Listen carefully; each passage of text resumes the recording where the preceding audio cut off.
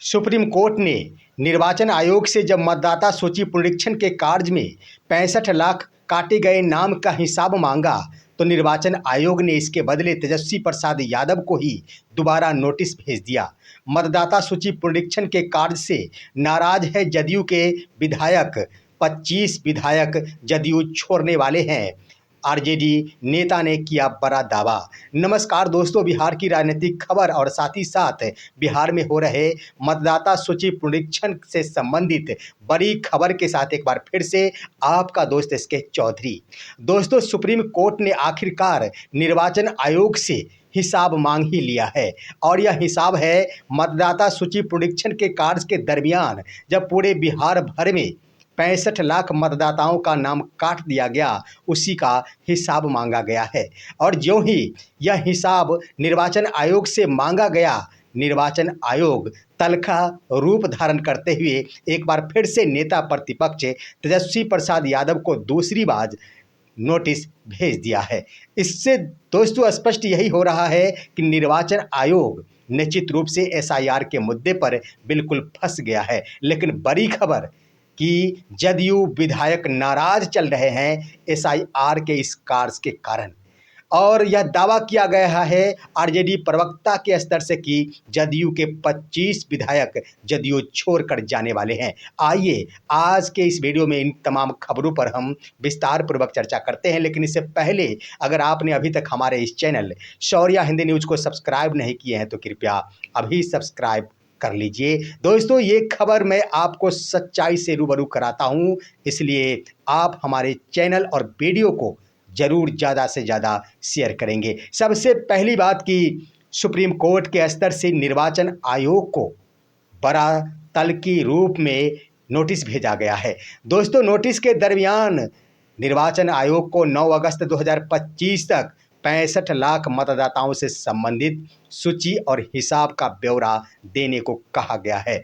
यह तिथि भी निर्धारित कर दी गई है 9 अगस्त 2025 तक। निर्वाचन आयोग जिन्होंने मतदाता सूची पुनरीक्षण के कार्य के दरमियान बिहार के 65 लाख मतदाताओं का नाम मतदाता सूची से हटा दिया, उसकी सूची मांगी है। लेकिन सवाल बनता है कि आखिर सुप्रीम कोर्ट ऐसा एक्शन क्यों लिया। दोस्तों, मैं बता दूं कि 29 जुलाई 2025 को जब सुप्रीम कोर्ट के स्तर से सुनवाई हुई थी, उस सुनवाई के दरमियान ही कह दिया गया था कि अगर काफ़ी संख्या में मतदाता सूची से मतदाताओं का नाम काटा जाता है तो इस पर हस्तक्षेप करेगी सुप्रीम कोर्ट।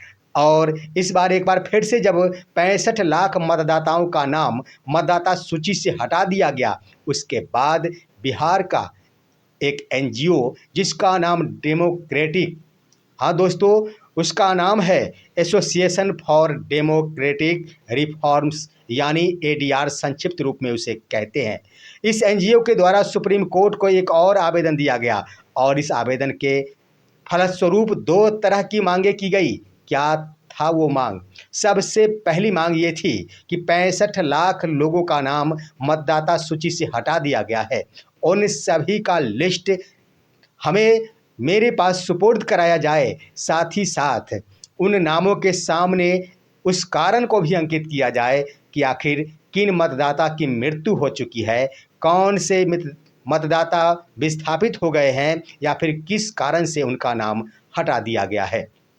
और दूसरा मांग था ये कि आखिर बिहार भर में जो मतदाता सूची पुनरीक्षण का कार्य हुआ, उस कार्य के दरमियान 75% मतदाताओं ने अपना दस्तावेज जमा ही नहीं किया और बीएलओ के सिफारिश के बदौलत प्रारूप मतदाता ड्राफ्ट में उनका नाम शामिल करा दिया गया। लेकिन आखिर 75% मतदाता 30 दिनों के अंदर कैसे अपना दस्तावेज जमा कर पाएंगे और वो दस्तावेज उनके पास होंगे या फिर नहीं, इसकी भी मांग कर डाली। दोस्तों, इसके क्रम में पहली मांग कि आखिर सूची उपलब्ध कराया जाए, इस पर मतदाता सूची पुनरीक्षण के कार्य के दरमियान सुप्रीम कोर्ट के जज सुनवाई कर रहे थे और उन जजों में शामिल थे जस्टिस सूर्यकांत, जस्टिस उज्ज्वल भुइयां और जस्टिस एन कोटेश्वर सिंह की पीठ।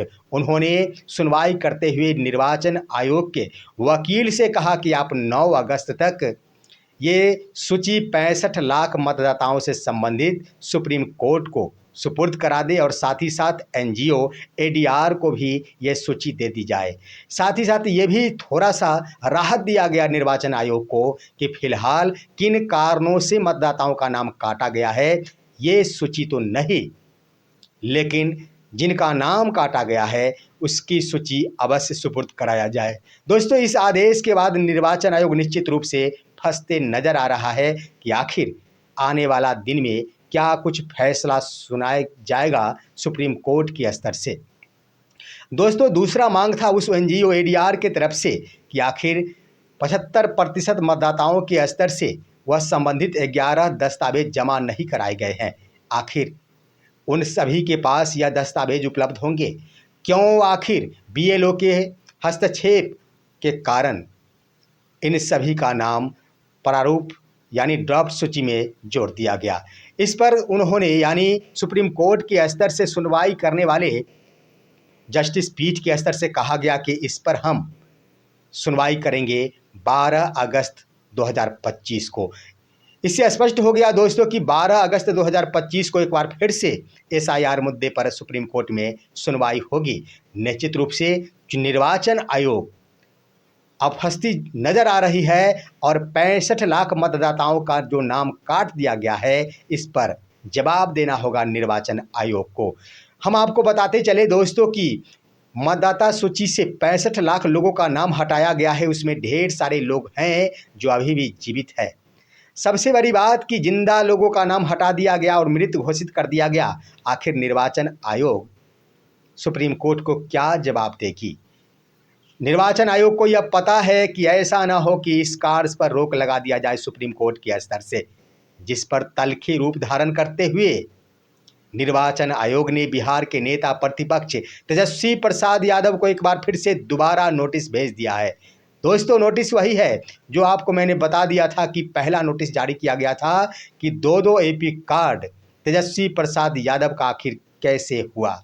हम आपको बता दें और आपको मालूम भी होगा कि तेजस्वी प्रसाद यादव के द्वारा जब ईसीआई पोर्टल पर अपने एपिक के माध्यम से अपना नाम ड्राफ्ट सूची में सर्च किया गया तो नो रिकॉर्ड फाउंड बताया गया था। उसके तुरंत बाद ही निर्वाचन आयोग ने उनकी दूसरी एपिक जारी करते हुए कहा कि इनका नाम तो निश्चित रूप से है जो क्रम संख्या 416 पर अंकित है। उसके बाद निर्वाचन आयोग ने बीते रविवार को ही एक नोटिस दिया तेजस्वी प्रसाद यादव को कि आप 3 दिनों के अंदर अपना मूल वही एपिक नंबर जिसके माध्यम से आपने सर्च किया था उसकी प्रति निर्वाचन आयोग को सुपुर्द करें और ताकि इस पर गहनतापूर्वक जांच किया जा सके।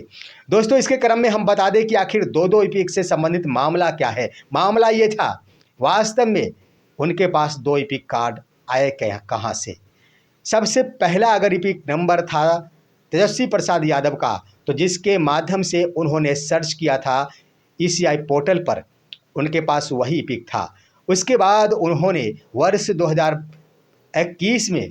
2018 में दोस्तों अपना पता बदलने के लिए एक आवेदन सुपुर्द कराया था बीएलओ के माध्यम से, और पता बदलने के क्रम में उनका पता तो बदल गया परंतु उनका एपिक भी बदल दिया गया। ये सवाल खड़ा हुआ था, जहां पर पूर्व के एपिक नंबर के साथ सिर्फ पता बदलना चाहिए था, वहां पर उनका पता ना बदलते हुए उनका पता के साथ उनका एपिक नंबर भी बदल दिया गया, जिसका नतीजा हुआ कि तेजस्वी प्रसाद यादव के नाम से 2 एपिक निर्वाचन आयोग ने ही जारी कर दिया। इसी को लेकर अब दूसरी बार नोटिस जारी किया गया है और तेजस्वी प्रसाद यादव से दूसरी बार 9 अगस्त 2025 तक वह उस एपिक नंबर की मूल प्रति की मांग की गई है। यानी बिल्कुल तल्खी रूप में निर्वाचन आयोग परेशान है सुप्रीम कोर्ट से और वो परेशान करना चाह रहा नेता प्रतिपक्ष तेजस्वी प्रसाद यादव को। हालांकि कोई असर नहीं पड़ेगा क्योंकि यहाँ पर 2 एपिक नंबर जारी करने में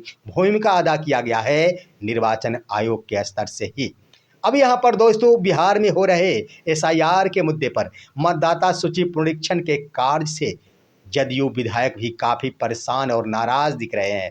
उनका आरोप है कि बिहार के हर एक विधानसभा से 25 से 30 हजार मतदाताओं का नाम काट दिया गया है। खास तौर पर उनका आरोप ये भी है कि अति पिछड़ा संवर्ग के मतदाताओं का नाम ज़्यादा संख्या में काटा गया है, जिसके कारण बिहार के जदयू विधायक खासम खास नाराज दिख रहे हैं। परंतु नीतीश कुमार बिहार के मुख्यमंत्री इन मुद्दे पर खामोश बैठे हैं। इनकी खामोशी से अब बिल्कुल नाराज और तंग आ चुके हैं जदयू के लगभग 25 विधायक, जो अब जदयू का दामन छोड़ना चाह रहे हैं। दोस्तों, इसका खुलासा किया गया है आरजेडी प्रवक्ता मृत्युंजय तिवारी के स्तर से। उन्होंने ये बातें कही है कि बिहार के मुख्यमंत्री नीतीश कुमार एनडीए में शामिल होकर एसआईआर के मुद्दे पर मौन धारण कर चुके, परंतु उनके विधायक काफ़ी चिंतित है क्योंकि उनके मतदाताओं का ही नाम मतदाता सूची से हटा दिया गया है। देखना है आखिर क्या कुछ होता है। नीतीश कुमार अपने विधायकों को संभाल पाते हैं या फिर नहीं संभाल पाते हैं। निर्वाचन आयोग आखिर 65 लाख मतदाताओं की सूची कारण सहित जमा कर पाएगी सुप्रीम कोर्ट में या फिर नहीं, यह देखना दिलचस्प होगा। फिलहाल आज की खबर यहीं तक। आपका इन मुद्दों पर क्या कहना है? अपनी राय कमेंट के माध्यम से दीजिए। हमारे इस वीडियो को ज़्यादा से ज़्यादा शेयर कीजिए और अब दीजिए अपने दोस्त को इजाज़त। हम फिर मिलेंगे आपसे अगले वीडियो में, तब तक के लिए नमस्कार।